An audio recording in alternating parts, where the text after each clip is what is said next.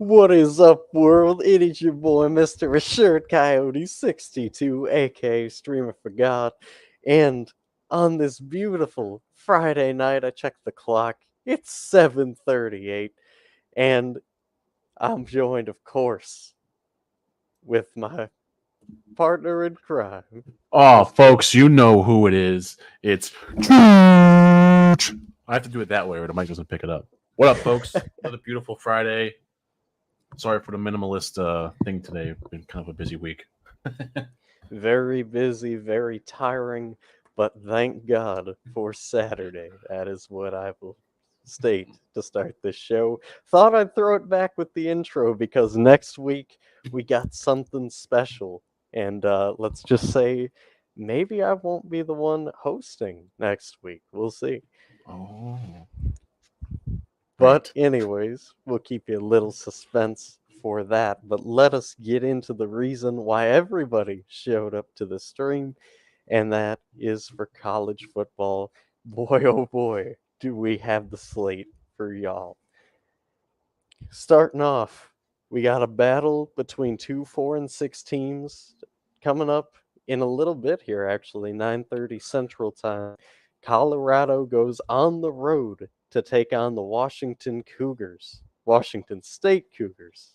Don't kill me, Washington State fans.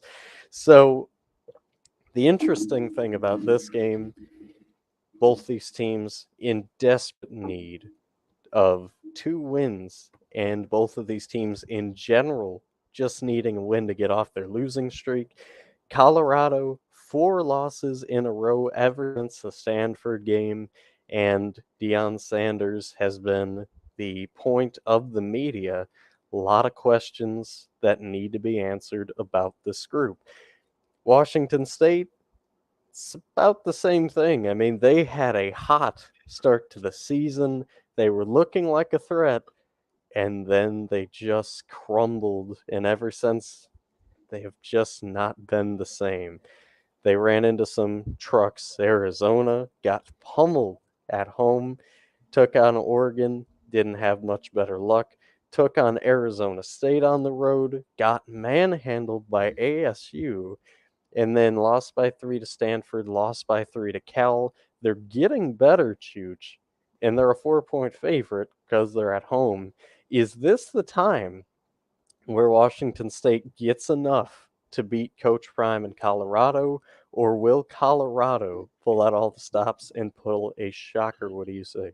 I I am sitting here hoping that Colorado puts on some sort of effort here for Dion because we all know Dion's coaching these boys up. It's just they're not executing. The penalties will kill you, but this defense is better than Wazoo's.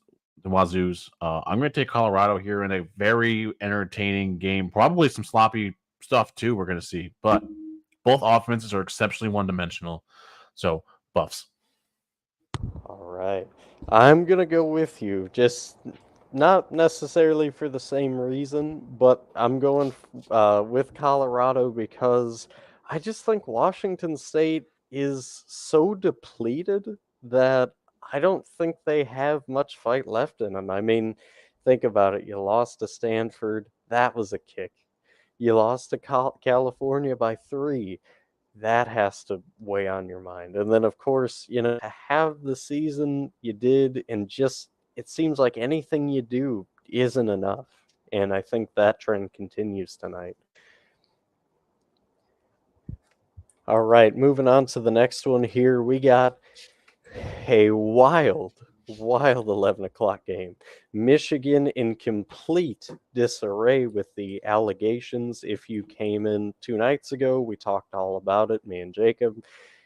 It's been a wild ride, to say the least. Harbaugh, of course, not coaching, not being on the sideline for the remaining 2 games, and they just fired their linebacking coach today, so will that play a huge factor? Will Maryland be able to sneak in there and pull a shocker this late in the season? Michigan seems on fire. They still seem poised. They took care of Penn State last week, but will they be able to handle this Maryland offense? What do you think, Juge? This is kind of like old school Michigan, right? Like this is, well, you're going to do everything right, and till midway through the season, and we're going to find something to put up against you and try and ruin all your hopes, right? This is just how it goes for Michigan, right? Every time they start doing something good and they get on a roll, Ohio State gets tired of it, and they're like, by the way, they're cheating. But I'm going to take the Wolverines here. This team is psychotically good. They play angry, and I don't think Maryland's ready for that. So Michigan's playing pissed off, and they're ready for Ohio State next week. I'm just going to say that now. Well, the weird thing about Michigan is the more and more they get struck down by the NCAA, the better they play. So I don't think the NCAA's hammering down on Michigan in the way they want, and I think that continues. I don't think Maryland is well equipped for this Michigan team, especially a pissed off Michigan team and a driven for Jim Harbaugh Michigan team.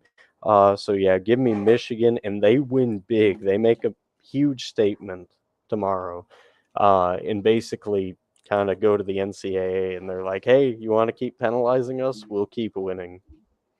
Yeah. All right, next game here. Always a fun time. Well, for Alabama at least, when they host Chattanooga. As Chattanooga comes to town, and you might be thinking to yourself, well, this is pretty much a foregone conclusion. I mean, Chattanooga can beat Alabama. Come on, they're on fire. That's what they want you to think. They're 7-3.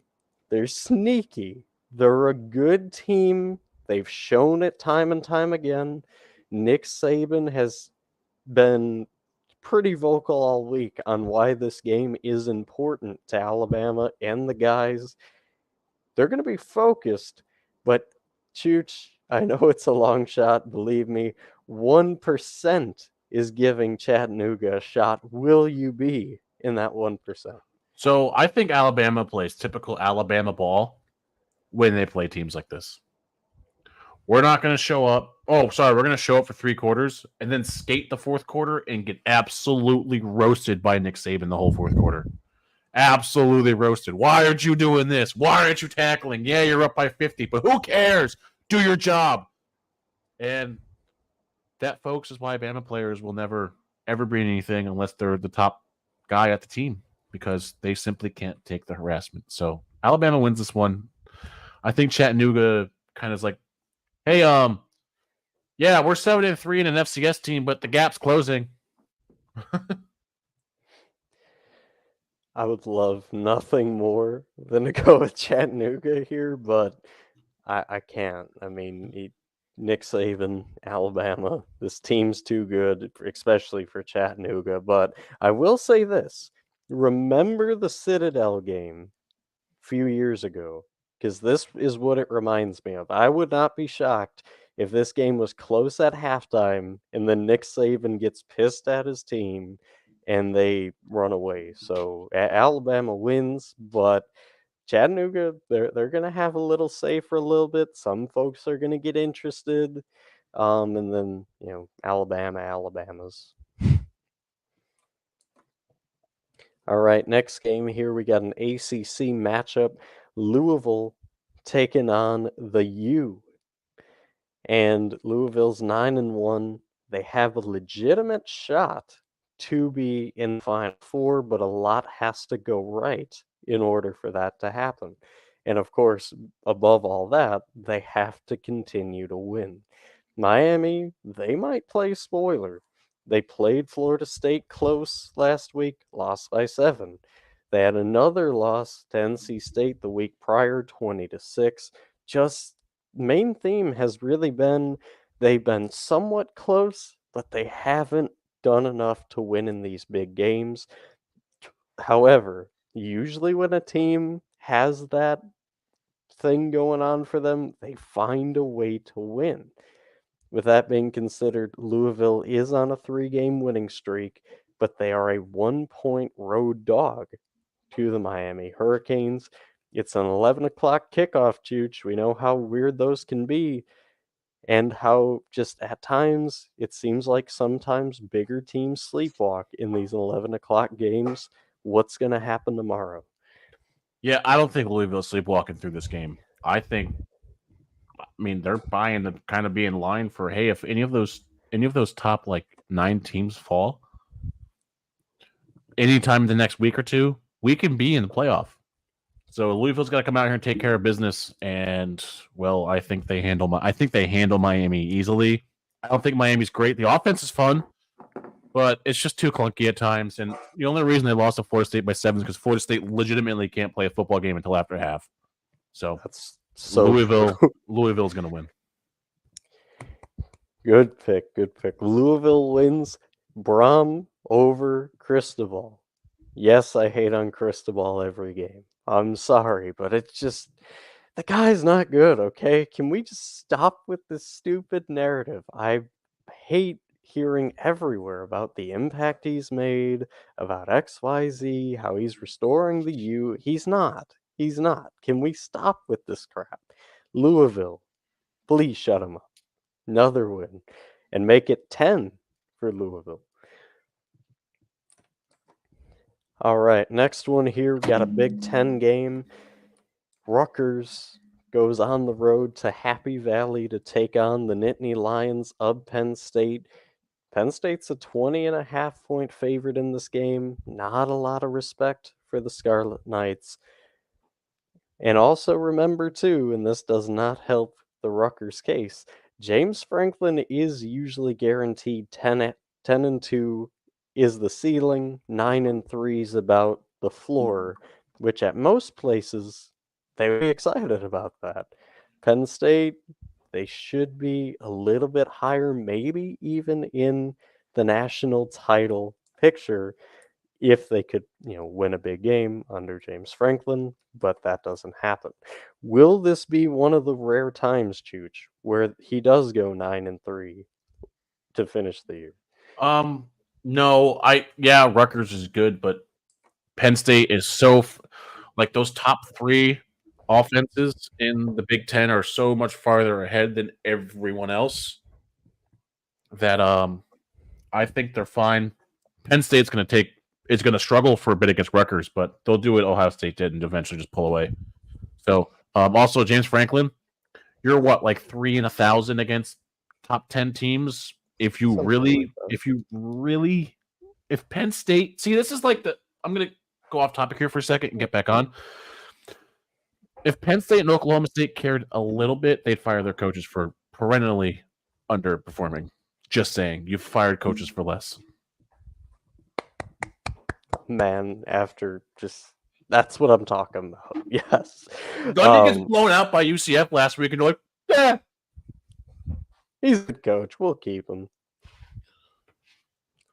I agree with you, though. I think Penn State wins this game, but Penn State really, until you get rid of James Franklin, you're not going to be anything. And you might, I could see the comments now. Oh, well, we were really not that great before him, and we'll take constant 10-win seasons. And it's like, okay, if that's your goal, I'm not going to stop you. Congratulations, but if you want to fight for a natty, this is not the guy.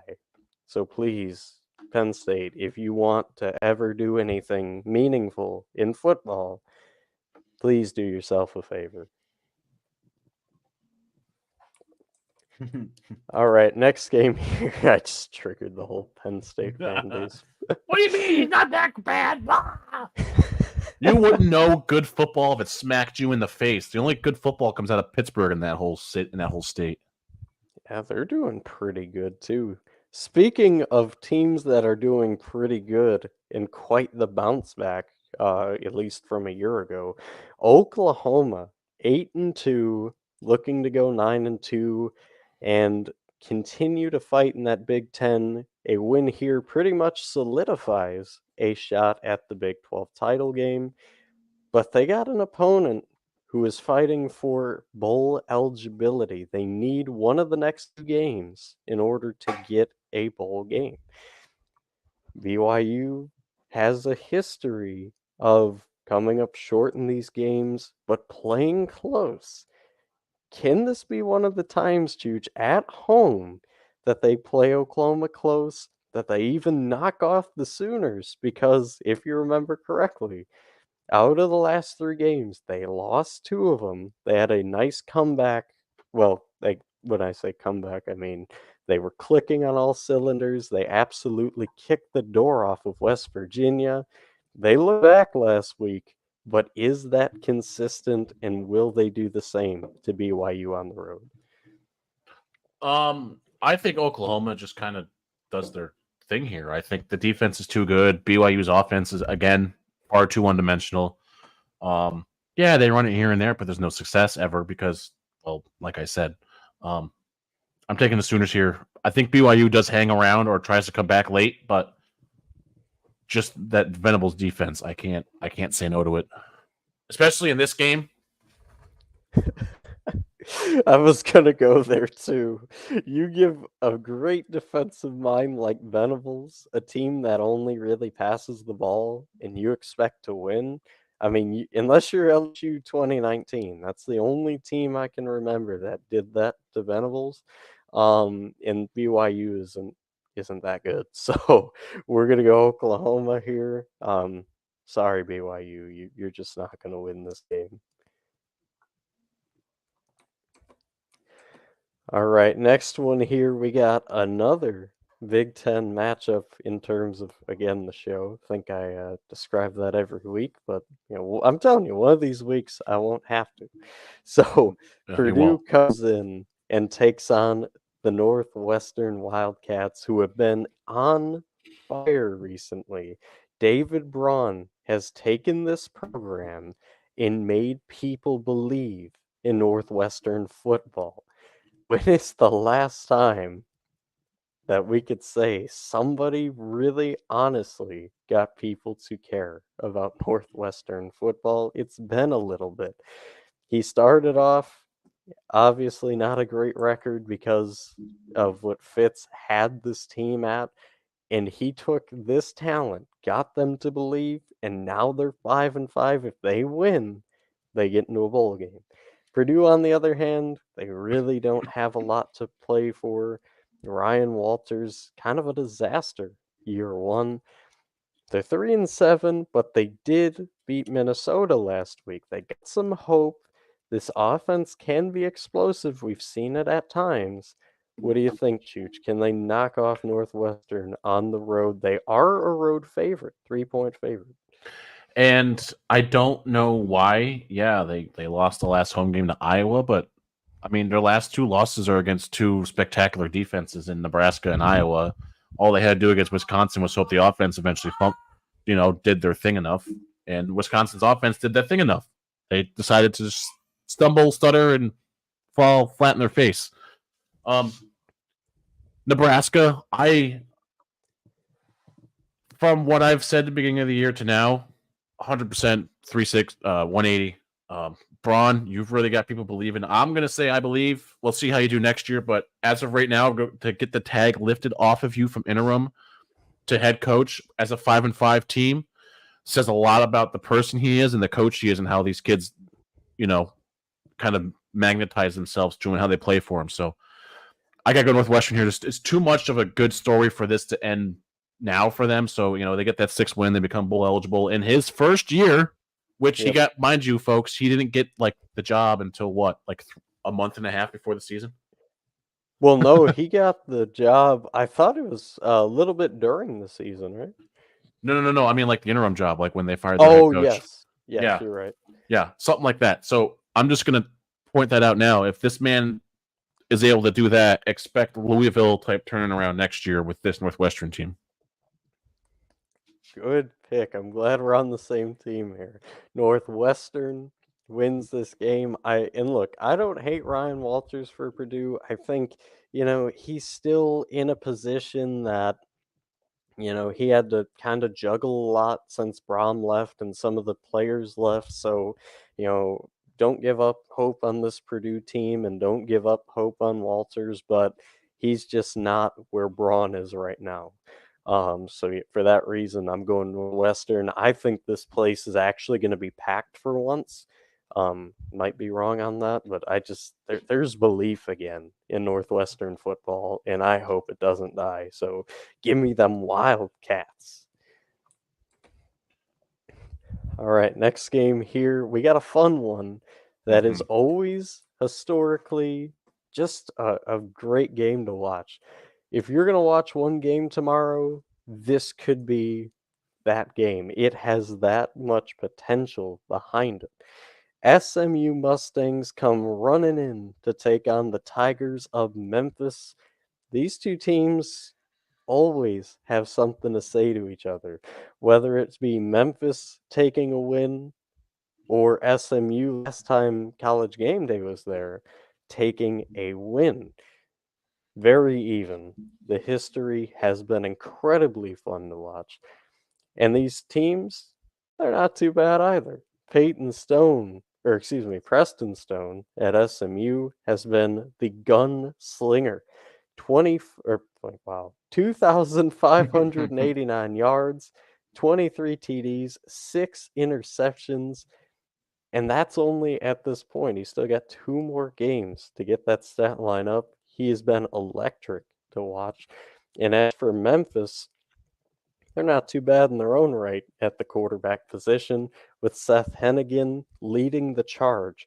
22 touchdowns, 8 interceptions, 2,864 yards. Expect fireworks. This could be one of those games that is a shootout.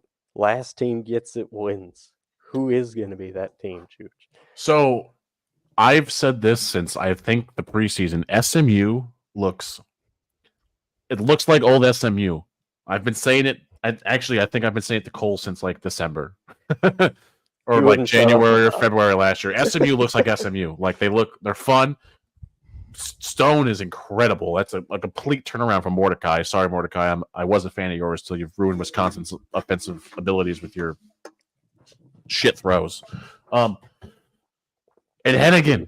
Memphis never ceases to amaze us with how consistent they are with putting out quarterbacks that can just sling a football. But this comes down to receiving cores. And I gotta go with Memphis. I mean, not Memphis. Haha! The Mustangs, SMU. I'm taking that team from Texas. He was making sure you were paying attention there.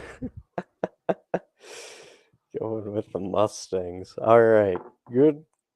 It's a good pick. I respect it, but I'm going opposite side of the ball here. I like Memphis's all-in-all balance just a little bit better than SMU. I think SMU's a little bit more pass reliant. Memphis is a little bit more balanced, and I think that is the name of the game in a game like this. Are they going to be able to run the football when it matters? And I say yes. Memphis takes this one, but close. All right, next one here, and do we have something to talk about? Oh, Appalachian State comes on the road to take on undefeated, unranked James Madison. Now, usually, if you hear how I introduce these games, it's usually, I talk about both teams, but I'm not going to do that this time because everybody already knows App State. They know everything.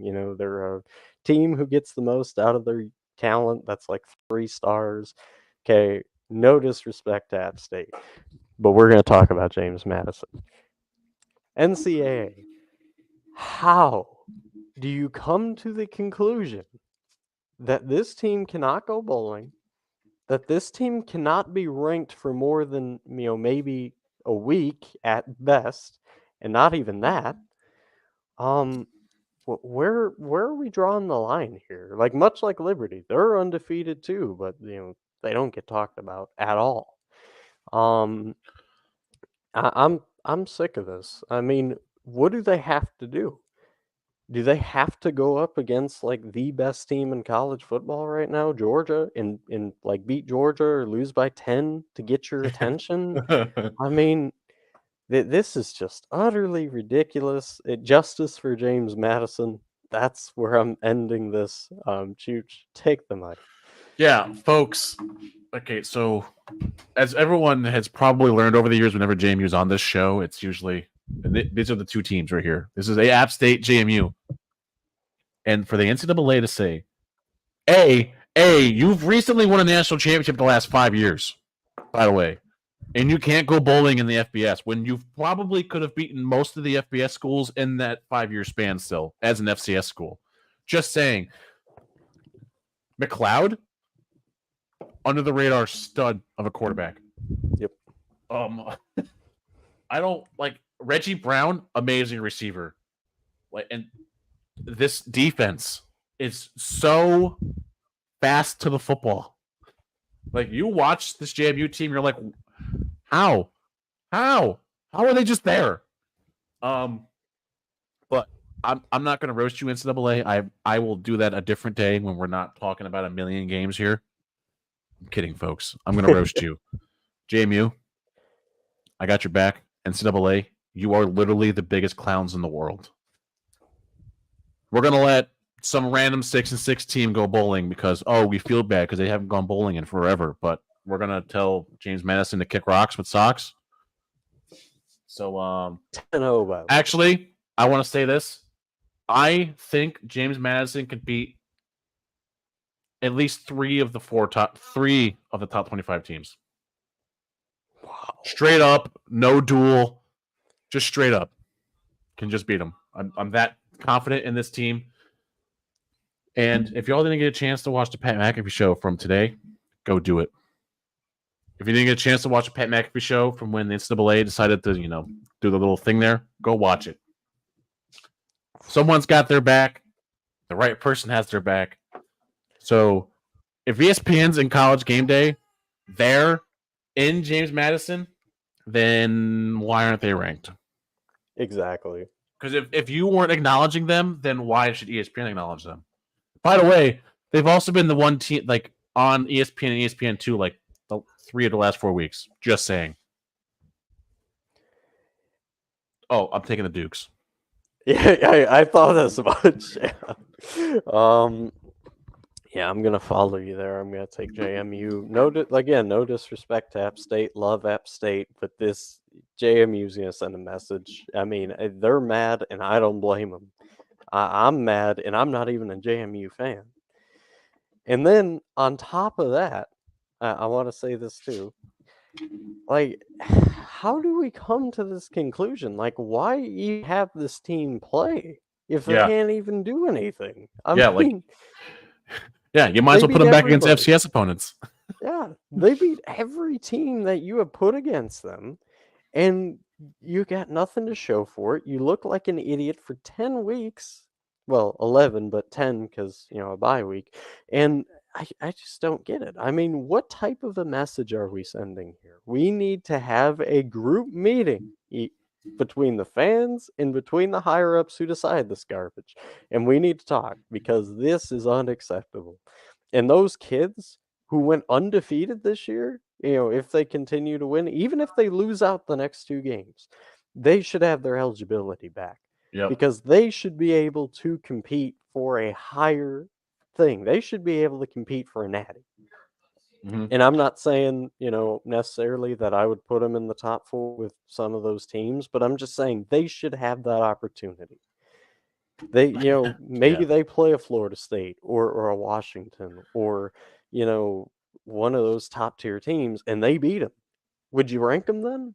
I mean, as of right now, the answer is no. So really think about the message you're sending. This is bad. I also want to point out, they went on the road and beat a bad Virginia team, but they won in Virginia. The next week, they won at Troy. The next week, they traveled across the country for I think it was a Thursday night game and won. Came back, beat South Alabama, who beat, what was it, Oklahoma State? Oklahoma State. Dominated. They dominated, then lost Georgia Southern.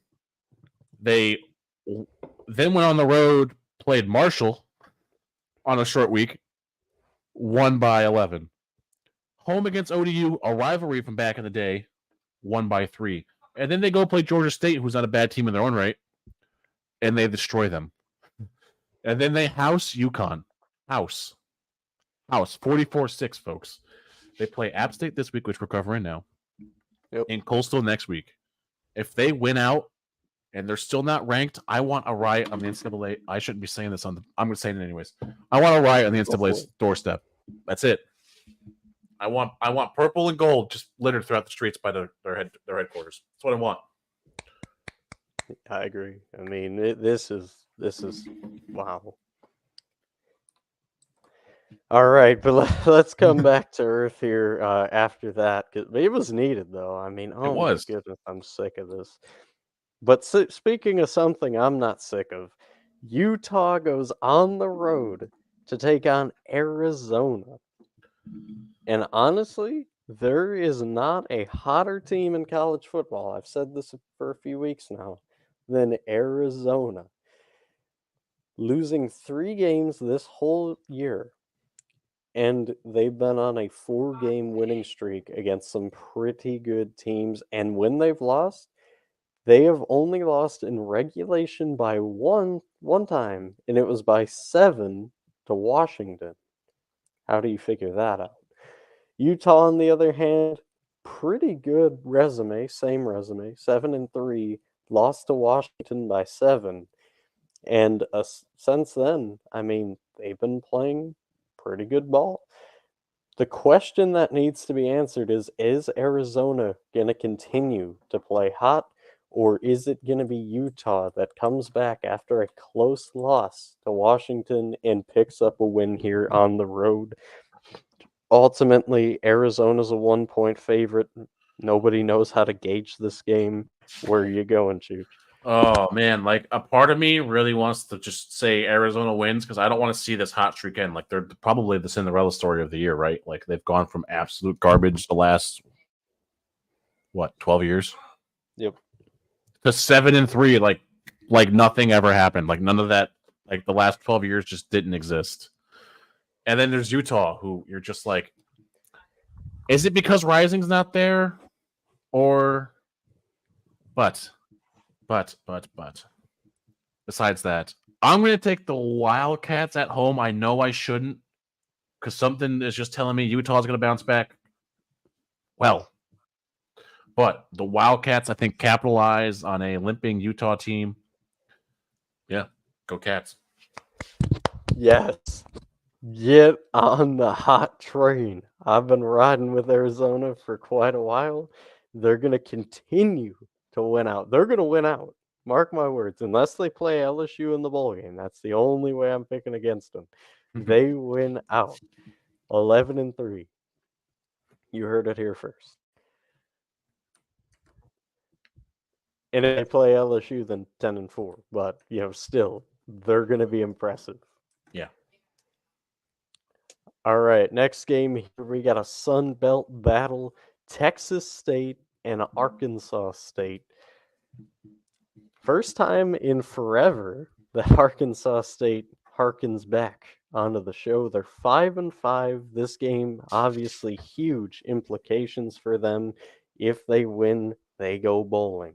If they don't, they got one more shot at it, but it's going to be rough because they play that hot offense led by TJ Finley.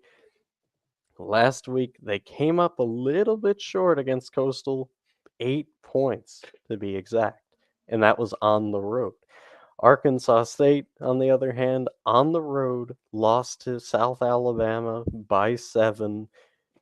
Arkansas State pretty much needs this. To be honest, I mean, I don't know who they have next, but you want to get that win now. They're a 3.5-point home dog to Texas State. Can they overcome the odds here and beat that good Texas State offense? What do you say, Chooch? No. I think Arkansas State just misses a bowl this year because they have this team right here in the Texas State, and they have Marshall next. So, Texas State, though, I think they just kind of, they're prepping for, we got to get the finishing touches on. Finley has a complete 180 since he's gone to Texas State. He's an actual quarterback now. And I don't think Arkansas State's run game is developed enough to help them beat this Texas State team. So I'm taking Texas State. Man, I think Arkansas State and Texas State, this is going to be another game to where it's like 28-28 at halftime and maybe even a little closer, towards the end, maybe 38-41 heading into the fourth. But then Texas State remembers, they go, oh, yeah, we're going to play offense and nobody's going to stop us. And their defense gets one stop. That's going to be the story of the game. Texas State wins this one. Sorry, Arkansas State. I do like you. I don't think you have what it takes to win this game. All right, next one here, SEC East battle. The Georgia Bulldogs, #1 in the land, and I'd say it's a pretty good margin. I mean, they absolutely put the hammer down on their SEC West game against Ole Miss last 52-17. Yikes. But they come rolling into Knoxville to take on the Tennessee Volunteers at home, who just got absolutely whipped by Eli Drinkowitz and Missouri 36-7. They're licking their wounds. Can they piece it together, Chooch, to pull a home shocker in the 2:30 time slot here? Georgia, 10-point road favorite. People still respect Tennessee. They say Heupel, he beat Alabama last year, lost this year. Will this be the big moment for Josh Heupel, or will Kirby Smart keep them dogs going? I'm going to explain something to some of you mouth breathers out there. Tennessee beat Alabama at home because Alabama was garbage last year. Alabama's garbage this year, but the refs are more in their pocket this year. You know what I'm saying? You get what I'm saying now, folks? Georgia, since the SEC schedule has looked like Georgia, it took them a couple weeks to wake up, but since that game against Kentucky, that 51-13 win, they've been Georgia. I think Kirby's going to have his boys ready. I don't think they're sleeping on this one. I think they're ready for Tennessee. I'm taking the dogs. Well, let's look at the track record here. Pick Kentucky to beat Georgia. That didn't go well. I took Ole Miss to beat Georgia last week. That didn't go very well. I took Missouri to beat Georgia. Or no, I took Georgia in that one. I took Florida to beat Georgia. That didn't go very well. So I learned my lesson. I'm going with the dogs. The Georgia Bulldogs in this game, because as much as I'd like to see Tennessee, be a thorn in the side of Georgia, especially after last year, I cannot bring myself to do it. I cannot see another L on my page here picking against Georgia. So give me the dogs. They're just the better team. I mean, they got better defense than Tennessee. They got a better offense. I like Heupel. I like what he's trying to do, but you're not going to be ready for this Georgia team after Mizzou especially. Yeah. All right, next game here, Illinois at Iowa, and expect maybe a 10-13 final in this game, or 10-16. There's not a lot of offense in this side of the Big Ten, especially when you play against Iowa. Their last 5 games, their biggest margin that they scored was 22 points, and that came against Rutgers a week ago. Now, as for their defense, you might be thinking, like, surely they lost quite a bit of those games. They only lost 1. Yeah. The biggest amount of points that this defense has allowed was 14 out of the last 5 to Purdue. This defense is the typical Iowa defense that we're used to seeing. However, Illinois might have found something a week ago. It was Indiana, but their quarterback threw for like 500 yards. I'm just saying, could this be the coming out party for this Illinois offense? Can they pull a shocker in Kinnick and beat the Hawkeyes. What do you say, Jude? Oh, hell no. Man, if Iowa could if Iowa had an offense, they are the number one team in the country. I'm sorry. If they had any of the offenses, any of the top 25 that's not them has, they're the number one team in the country. I'm sorry. The defense is too good. Defense is exceptional, and they're on the field most of the time. How conditioned is this defense to be on the field more than the offense? Then again, the offense is out there for 20 minutes and doesn't score. They don't cross the 50 in 20 minutes.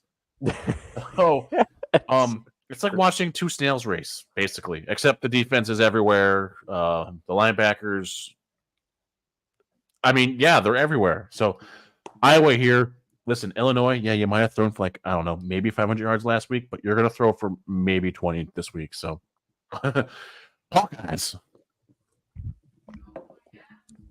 Yeah, as much as I would think it would be funny to say Illinois continues and they win the game and they get bowl eligible, you're not going to do it against Iowa.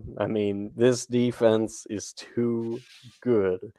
And also, I do want to credit the Iowa offense because last week, I know it was only 22 points, but that's big for them. Maybe they're taking a step up. I like what I saw out of Hill last week. And Eric All somehow still the leading wide receiver, even though he only has 299 yards catching. So, hopefully they can hook up more with throws. And I do think this run game outlasts the Illini. So, yeah, give me the Hawkeyes in this typical battle of the Big Ten. All right, next game here, we got Wake Forest at Notre Dame. Wake Forest, not the year you want to have. You're 4-6. Things could not be looking much worse, but they do have a very far off hope in this game about maybe bowl eligibility will drive this team to pull a shocker in South Bend. However, many people, including myself, I'm going to give a little spoiler, do not see that as a realistic possibility. Notre Dame's a 24.5 point favorite, over under 46.5. They say not a lot of points from either teams, but also keep in mind too, Notre Dame is coming off of a loss to Clemson. Can they bounce back, or will it maybe put them in a slight downward spiral enough for Wake Forest to win this one? What do you say, Juge? Man, you couldn't have given me one of the easiest options to pick out of there, could you? With watching Notre Dame just tailspin into oblivion and not be good. But listen, Sam Hartman's going to pick apart this Wake Forest defense. I don't think I need to tell anyone that. With that being said, Notre Dame. I like it. Short, simple, sweet. I'm going to keep it short, simple, and sweet too. Sam Hartman, he throws the ball. Wake Forest doesn't really have a great defense. So yeah, not to mention their offense isn't that good either. So you're kind of screwed. And Notre Dame might be a little upset after that loss. So yeah, Fighting Irish, big. All right, next one here in an ACC classic. The North Carolina Tar Heels take on the Clemson Tigers in the fake Death Valley. Clemson's bowl eligible. They're kind of happy about that this year. I'm not going to say fully, but kind of. And North Carolina, they're on a 2-game win streak. They played Duke, barely escaped against Duke in 2 overtimes. Clemson, on the other hand, they're on a 2-game win streak. They beat Notre Dame at home. They beat Georgia Tech at home. Things are finally setting in for Dabo and the guys. Will this be the continuation that Clemson needs to catch fire for next year, or will they get humbled and a reality check for this team? What do you say, Juge? Man. North Carolina needs this win to mathematically have a chance at the ACC title game. With outside help, obviously. They shot themselves in the foot with those back-to-back losses to UVA and Georgia Tech. Don't know why you would do that, but it's Mac Brown football. We all expect it. Meanwhile, Dabo's fighting for his job still for some reason. I'm going to Even take. talks about A&M job. Yeah, right. I'm going to take the heels here. I don't know why. Something just says take the heels. I'm taking the heels. That's all I got for you for an answer, folks. Wow, we're pretty opposite here. Something in me late told me let's take Clemson because they're gonna win. So I'm gonna go Clemson here. I think Cade Kublik is finally starting to get it, and this defense for Clemson really seems to be going in the right direction, holding Notre Dame to 23 and a very tricky Georgia Tech team to 21. So expect this defense to have some convincing looks against Drake May. So yeah, give me Clemson in this one. Not to mention, how can you pick against them in the Valley? So that's always tough to do.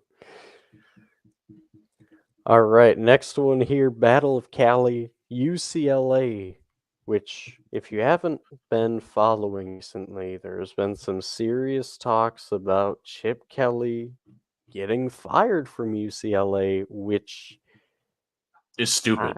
I honestly kind of don't understand why that's do they not remember life before Chip Kelly? That's kind of my question to UCLA fans. Maybe you can type in the comments if you're a UCLA fan. As they take on USC in the Trojan country, both of these teams coming off of 2-game losses. USC lost a heartbreaker to Washington by 10, and then they play Oregon in Autzen Stadium, keeping it close, just not close enough as they lost 36-27.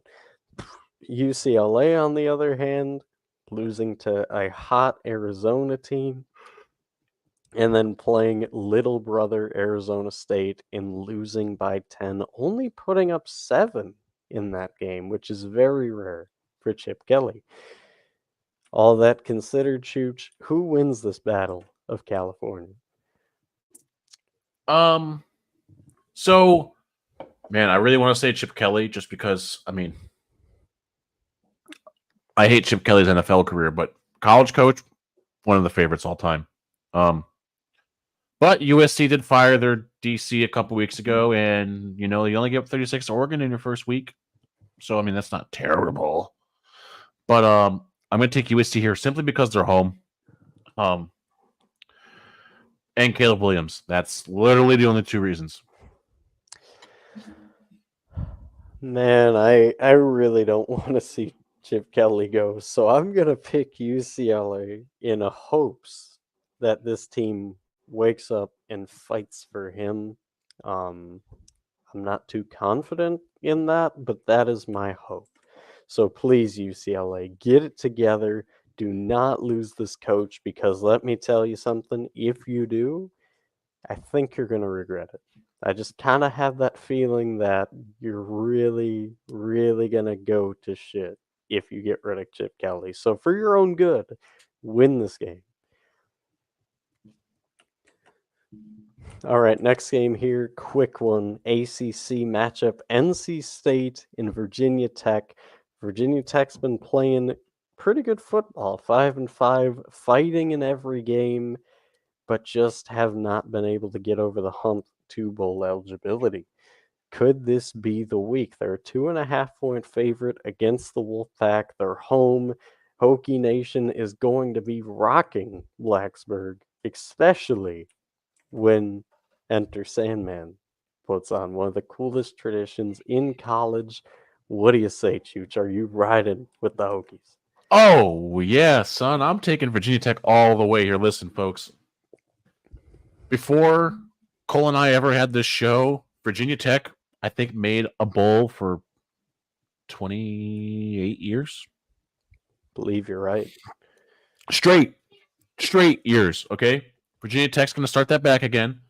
They're going to win this game. NC State's offense is not impressive, even though I'd hope they would have been. I don't know how they're 7-3, right? Their defense, but Virginia Tech's played better. Hokies are fired up. They're amped up. They come out. They win this game. They get the bowl eligibility. So next week, who knows what we see out of them? But I'm taking the Hokies. Yes, Virginia Tech, they win this game, and the reason that crowd is going to be electric, NC State's not going to know like any of their own thoughts because this place is going to be rocking. Give me Vatek and give a huge assist to that crowd because I'm telling you, I know they're not a great team, but for whatever reason, those fans still go nuts. So give me them Hokies. All right, next one here, UL Lafayette taking on the Trojans of Troy. Troy is a 16.5-point favorite, and they would like to finish off their season with 2 wins in a row to go 10-2 and maybe even 11-2 in a bowl game. And the way that they've been able to do this and be so successful, the defense has been pretty good, but don't count out that offense. They've been led by Watson, who has had 21 touchdowns, 4 interceptions, and this team really is more balanced than that. Their run game, they have a bunch of guys who take the ball and run it. Their main, though, is Vidal, who has had a pretty elite season, to say the least. UL Lafayette, kind of the lovable underdog. They've been so close to bowl eligibility, and yet it's just eluded them. They lost to Georgia State by 3. They lost to Southern Miss in overtime by 3. Could this be the time, Chooch, where finally it goes their way and they get bowl eligible? I'm taking Lafayette here. I haven't seen enough from Troy this year to convince me, but I'm gonna take Lafayette. I like the brand of football better. I like what they're. I mean, yeah, 5-5, but I think they go into Troy and they're like, yeah, we can win this one. And I'm not gonna say Chris is a great quarterback, but he doesn't turn the ball over a lot. Yeah, he's got 5 picks, but that's a lot less than some other guys in the nation with 20+ touchdowns. So, and it's a pretty balanced offense. I'm going to take Lafayette because their defense and, they want to get back to a bowl game. Good pick. I'm going to go Lafayette with you. And the reason is one time they come real close, they lose. Second time they come real close, losing heartbreaker. Third time is the charm. That's what they say, and that's what's going to happen this time. UL Lafayette finally has something go their way, and they get back to bowling. All right, next one here, we got UNLV and Air Force. And boy, has UNLV been mentioned in the last few weeks or what? Yeah. This team has been exciting football, to say the least. And they are on a 2-game win streak, and in their last 2 games, they haven't really been close. They handled Wyoming. They handled New Mexico. They're a real threat in that Mountain West. Their opponent, kind of the same story, except vice versa. Their last 2 games hasn't exactly gone the way they had hoped. They lost to Army. They lost to Hawaii on the road, which is always weird. Can they come back and rebound? And it's at home, which is always a nice consolation. Vegas says yes. They're a 3-point favorite, and winner has a pretty good say in that Mountain West title game. Who do you give the edge to here, Chooch? Yeah, I'm taking Air Force here. Even though I called them spiraling out of control after the Army loss, I'm going to take Air Force here simply because they're at home and they're looking for something to get them going here, and they're just going to be ready. They're going to be ready. UNLV, it's going to be a close game, but I'm taking the Air Force Academy. Wrong. People keep doubting UNLV, and UNLV keeps shutting them up. And that's what happens here. On the road, they beat Air Force, and they win this game by 13. All right, next one here, we got a Big Ten showdown. Well, if you want to call it that. I mean, one side has a lot of promise. The other, well, let's just say they're fighting for a bowl game. Is that going to be enough? I don't know. Minnesota versus Ohio State in the Horseshoe. And for PJ Fleck, he's kind of going, hey guys, if you like me, this is kind of the game to show up and, kind of show out. And if you're Ohio State, you're kind of just going, nah, it's Minnesota. We're ranked number 2. Nobody can stop us. So yeah, Chooch, will this be the game that PJ Fleck solidifies another extension with the Golden Gophers? No, I mean, how?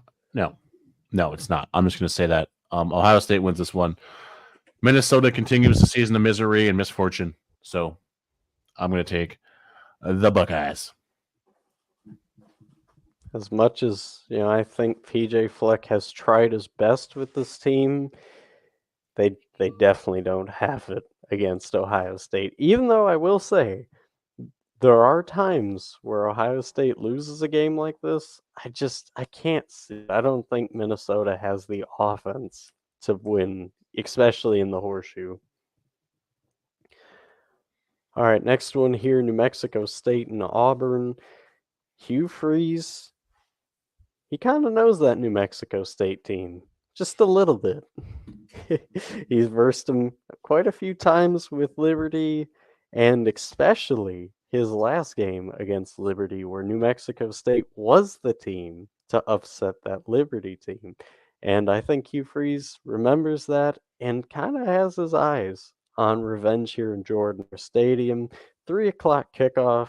Auburn's a 26.5-point favorite.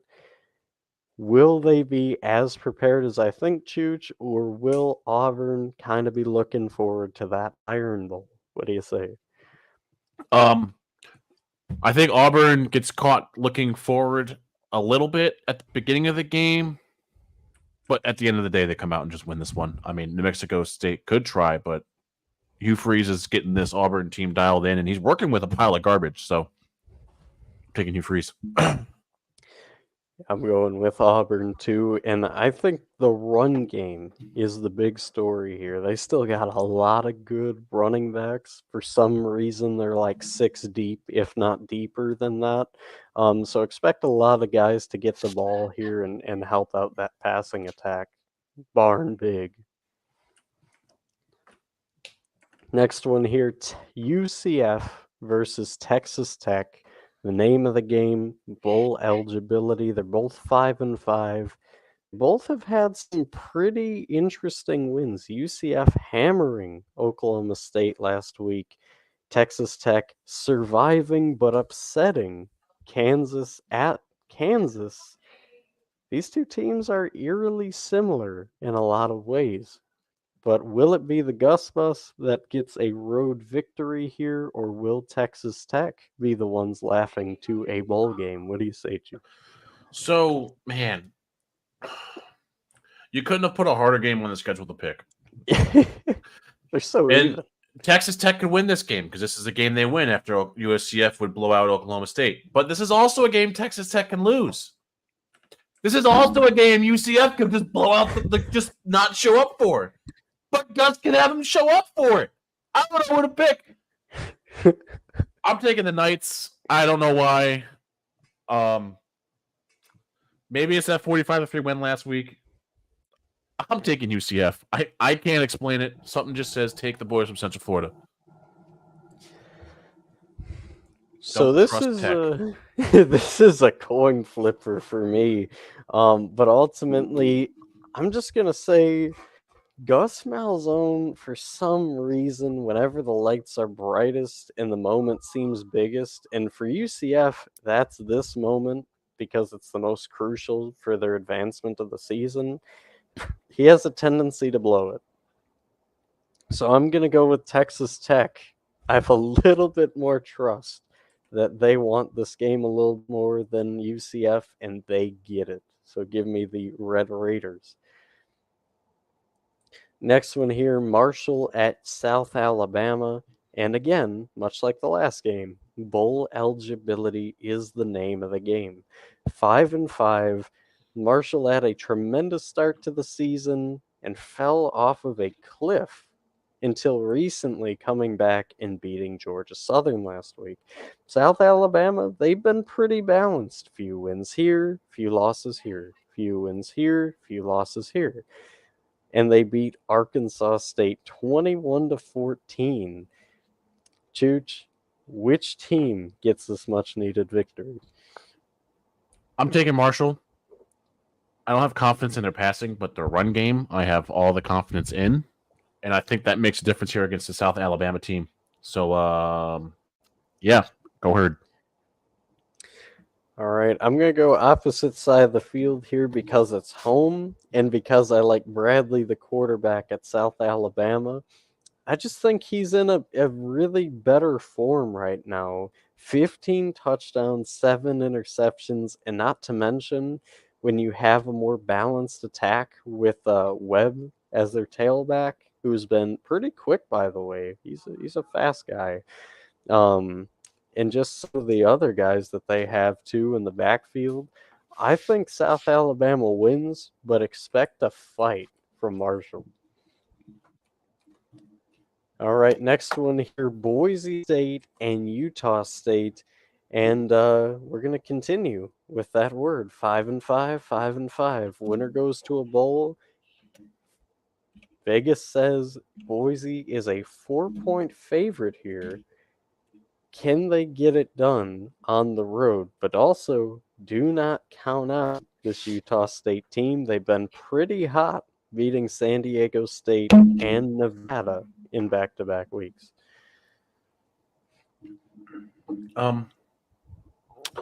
Yeah, I'm going to take Boise State here. I think Boise State's as a whole in a better spot. Coaching's finally starting to come around for these guys. The offense is pretty even. Utah State just scares me because sometimes they have an explosive offense. Sometimes it's like watching paint dry. So I'm going to take the Broncos. Yeah, I'm going to go with Boise State too because I really think that their defense is starting to find their footing, and that's the reason they win against, like Cheech was saying, an inconsistent Utah State offense. And when you really don't know what to get out of an offense, going up against a pretty good defense, usually not too good. So yeah, give me the road Broncos. Next one here, we got Washington, number 5, undefeated, and would like to stay that way.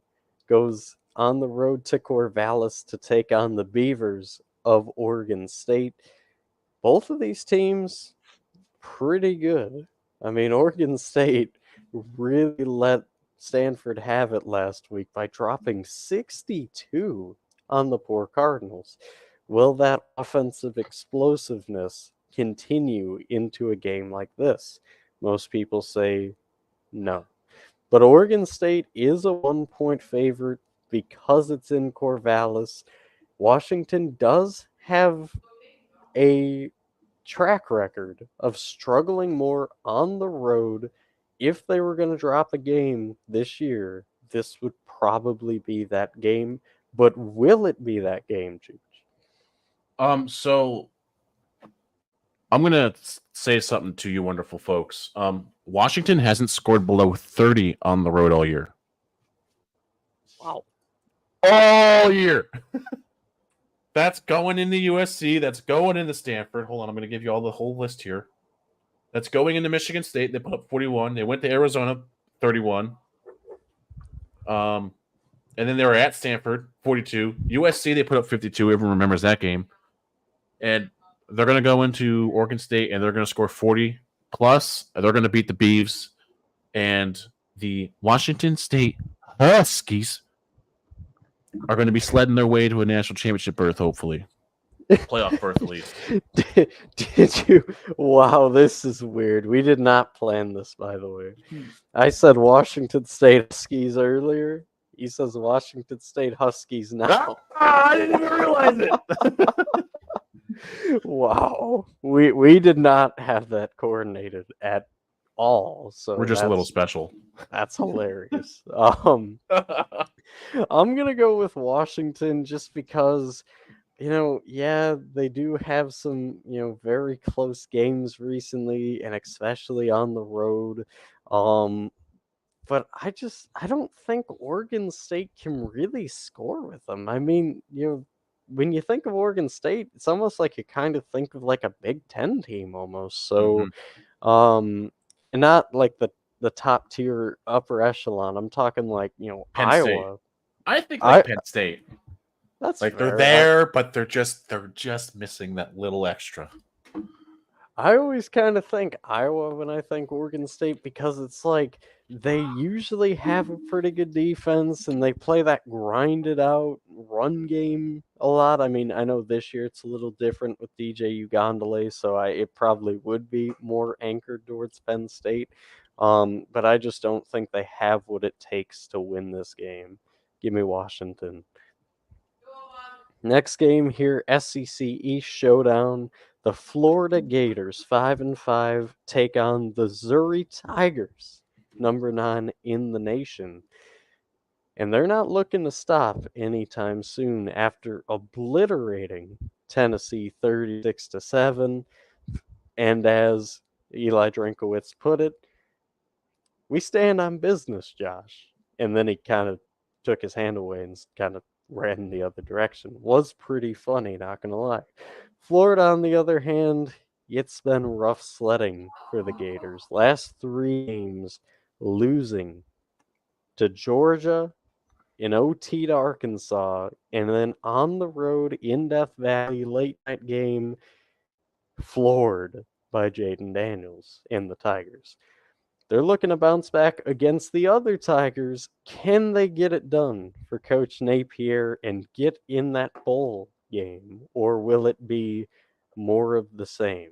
That bowl thing really motivates teams, but Missouri looks like they're playing at a very tough level to beat. What do you say, Chooch? Yeah, listen, winning doesn't negotiate. And no Drinkowitz quote. I'm happy you got it off the rip. Winning doesn't negotiate, folks. Listen, I want Sunbelt Billy and this Florida Gators team to do a thing, but I think next week you beat Florida State after getting housed by Missouri this week. So there's your answer, Mizzou. And I think Florida's going to play close for a little bit in this game, but ultimately Missouri's just got so much more talent, and they're definitely further along than Florida is in terms of where you want to see your head coach be. So, yeah, give me Missouri, but I do think this team plays inspired football, this Florida team, for a little bit. All right, next one here, we got another night game in Death Valley as the Georgia State Panthers come knocking into town. 6-4, not the best season, not the worst. They were undefeated for the longest while with Granger playing excellent, but then it's all gone down south for this Georgia State team. 3 losses in a row.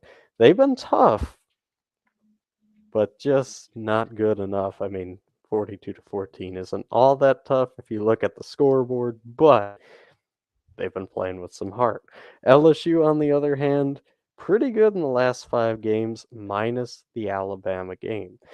But here's the thing to think about, Chooch. LSU's defense has been brutal the last 2 games. 42 to the Crimson Tide, 35 to the Gators, and almost lost if Jaden Daniels did not piece it together. Who gets this win? LSU. I think Georgia State scores more than Army did, but I think we put up the same amount of points. LSU. All right. I'm going to go with LSU too. Georgia State does not have the answer to the Rubik's Cube of Jaden Daniels. Yeah, give me Tigers win this one. Too much offense. Next one here, Texas and Iowa State. Texas, they're 9-1, but nobody's really given them the time of day, especially in that playoff berth talk. They're all like, yeah, they're kind of there. They kind of blew their shot. They need a miracle to get in other words. But don't count this Texas team out. If they win the Big 12 title, they could possibly sneak in to that Final Four. Iowa State would love nothing more at home than to shut that dream up. What do you say, Cheech? Man, I really like parts of me want to say Iowa State here, but like you said, Texas is wildly underlooked here. Probably one of the best. Actually, they're put as the second best one-loss team in the country. I'd put them up against Oregon. Oregon might win, but who knows? But if you look at this offense, Xavier Worthy, absolute stud. Jonathan Brooks, stud. You know what's coming, Cole, for Quinn Ewers? Stud? Stud. That's right. Yeah. Texas. You know what Texas is full of, Cole? Studs. Oh. So Longhorns, Hook'em Horns, they're not going anywhere in this cyclone this week. Texas is going to hold on to that. We're right there because someone's got to lose Michigan, Ohio State. And Florida State can very well lose any of the next 2 or 3 games. Just saying. Listen, Iowa State, they're a good team, right? They're 6-4. They're fighting for Matt Campbell. They like him. They got a Cyclone for a mascot. I mean, that's unbelievable. I've never even, weather for mascot. I mean, hey, that's unheard of. Cole? Yeah. The Cyclone is a cardinal with a cyclone. Wait, really? Swear to God. Oh, well, that just kind of shot that. Okay, yeah, it's a bird then. That's cool. And on top of that, it's in Ames. I mean, who doesn't love Ames, Iowa? Oh, wait, we're talking about football here. Texas, big in this game. Quinn Ewers' statement for Sarkisian and the boys. All right, next one here. We got the Nebraska Corn Huskers coming into town, taking on the Wisconsin Badgers. Both these teams need to win to get into that postseason bowl game. Tanner Mordecai has been, more disappointing than we thought he would be. Harburg has been about the same, 7 touchdowns, 7 interceptions. It's definitely not going to be a game that is pretty, especially in Camp Randall. But Wisconsin's a 6-point favorite, and winner goes to a bowl. Luke Fickell versus Matt Rule. It's an exciting game that is not getting enough attention. Who goes to a bowl, Chooch? Nebraska. Because of the defense and the run game. Wisconsin's offense is clunky to start. I'm going to take Nebraska here. Hey, Chooch, I need your help with this one. Yeah, what's up? Who was my pick to win the Big Ten this year? Wisconsin? And, maybe Nebraska? No, it was Wisconsin. Do they have a chance to win the Big Ten this year? No. Yeah, I X'd out on that one. Well, they screwed my stuff up, so I'm going to screw y'all's stuff up. Nebraska wins this one on the road in Camp Randall, and Matt Rule outcoaches Luke Fickell. I don't hate Luke Fickell, for the record, but I just think Matt Rule has his guys ready to win this one over the Badgers. All right, second to last game here. Syracuse, a team that Chooch you know very well, takes on Georgia Tech, a team who has been kind of a wily Ferris wheel, if you will. They have some moments of greatness. They have some moments to where you kind of scratch your head and you go, wait, is this the same team? And then you have that reality check moment and you go, oh, it is. They're at home, though, which might help or might hurt the equation. I'm not exactly sure, again, how to gauge this team. Georgia Tech's a 6.5-point favorite. And like I said, both of these teams absolutely need this victory to get into a bowl game. What do you say, Chooch? Who goes? So like a part of me really wants to pick the Orange here because, well, I'm originally from New York. Syracuse, the Orange are right down the road. Oh, I mean, they were like 2 hours away, but you get what I'm saying, folks. Where the Yellow Jackets, I've been saying for like 3 years, they're on the come up, and finally they're there. Yellow Jackets. I'm not letting this one die down. I'm not backing out in the last second. I'm not doing that. I'm sticking to my guns here. I'm picking the Yellow Jackets. Sting them, boys. Well, I'm going to go with Georgia Tech too, but for a very different reason. Georgia Tech plays Georgia next week. So if Georgia Tech doesn't win here, they're not making a bowl game. I'm sorry, they're just not. You're not beating Georgia. So for that reason alone, I want to see you in a bowl game. So please beat Syracuse, or you might as well just pack up the season. Mm-hmm. Go Tech, go Jackets. Now to the game that everybody's been waiting for, the Battle of Kansas. I was talking to Chooch before this episode, and I go, can you actually believe that these two teams are main eventing one of the shows? I personally never thought this could happen, but it is. The Wildcats have had a pretty up and down season for their standards. They've had moments of greatness and moments like losing to Oklahoma State, which did not help the cause at all. Kansas, kind of the same story. I mean, they've had some really great moments, and then Daniels goes down their quarterback, and it's like, well, are they still going to play? Are they still good? Do they have a shot to do something? And the answer was yes. They kept fighting, and now they're 7-3. It's amazing how the same record could sound completely different depending on the team that you're at. All that being considered, we are in Lawrence, Kansas, which sounds like a home game and kind of is, but they're both from Kansas, so could it really be a home game? I don't know. Kansas State's a 10-point favorite.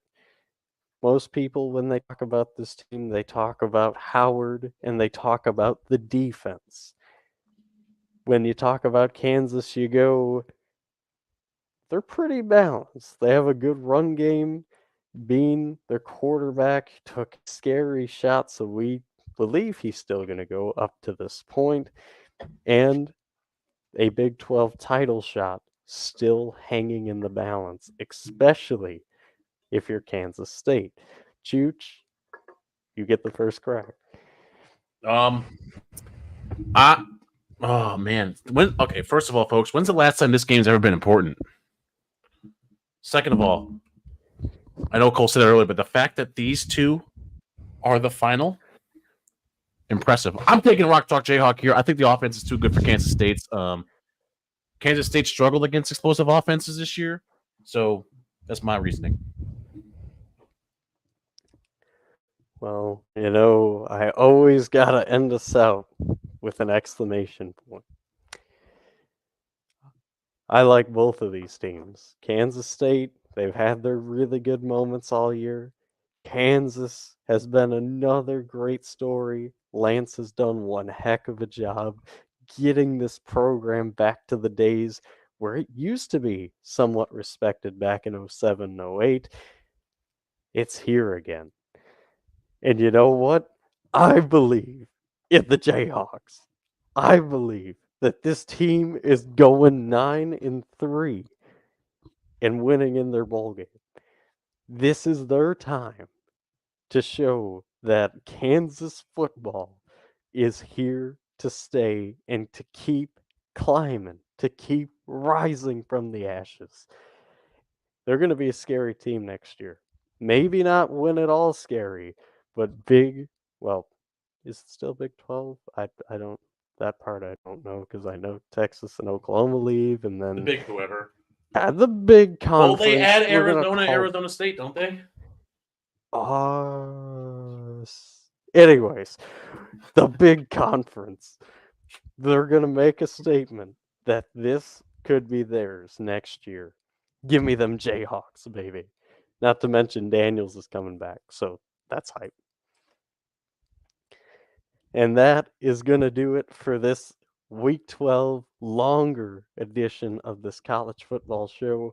Reason I did that, because in case you didn't know, Chooch and I were the ones that go week by week picking the games. The thought behind this is, look, we got so little time left in college football.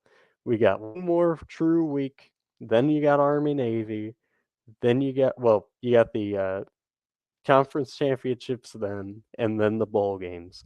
We're gonna milk every moment we can, and we hope that you guys enjoy this. So again, it is such a privilege to be able to do this. Thank you all so much for tuning in.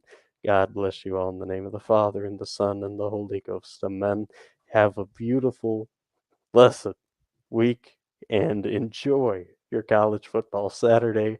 That'll do it from us here from JCP. Have a great week.